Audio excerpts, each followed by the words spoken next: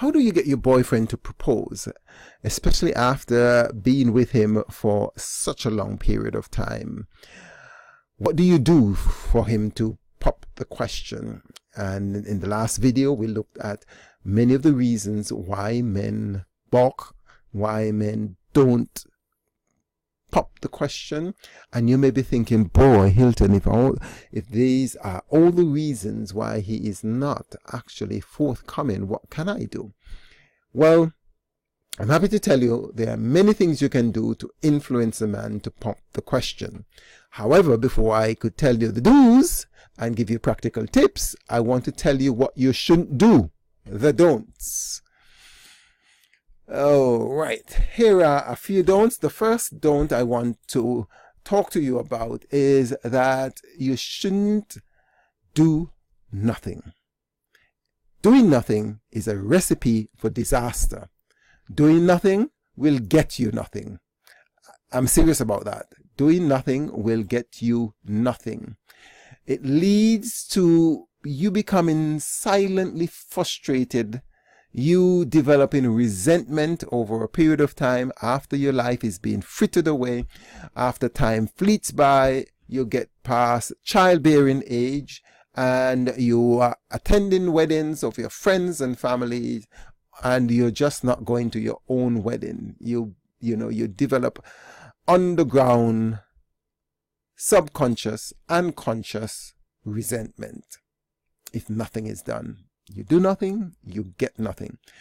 Or the converse might be true, that after a period of time, he may propose out of guilt, out of the pressure, out of the frustration that you have. He may propose just to please you. And that again is not a situation that will thrill your soul, because you want a man to propose because he wants to propose out of his free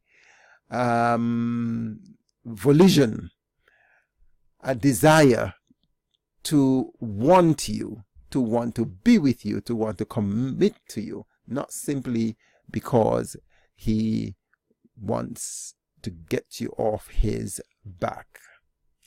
So doing nothing is not the answer. The second thing I want to tell you not to do is to leave hints, having wedding magazine strategically placed around the house, or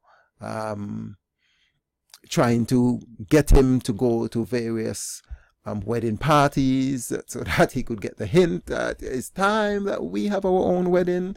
Well, one, some men don't pick up hints.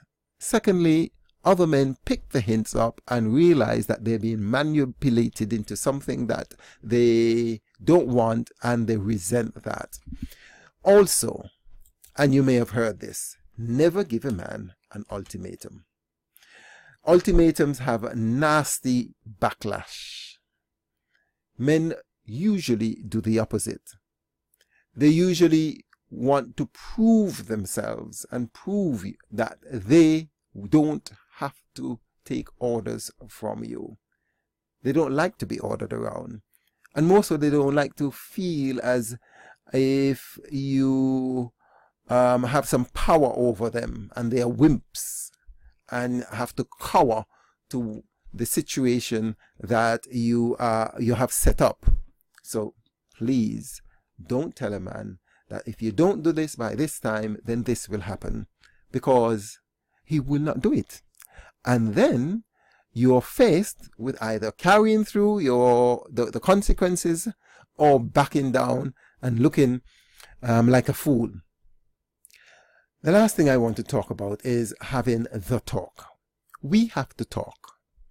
Now, this is the dread of a man's romantic world. Whenever a woman tells a man, "Oh, let's talk," or we have to talk, it's as if he is summoned to court, romantic court. He has done something wrong, or there is something up, and he has to appear in court before the great big romantic judge, and it will not go down well. Yes, you can have the talk, but just don't set it up that way, and I will tell you exactly how to set up a talk that would make it more probable and increase your chances of winning and influencing the man to pop the question to you. In the next couple of videos, I will tell you exactly what you should do, practical, pragmatic tips that will go a long way to get the man in your life to pop the question that you have been looking forward to for so long. Talk soon.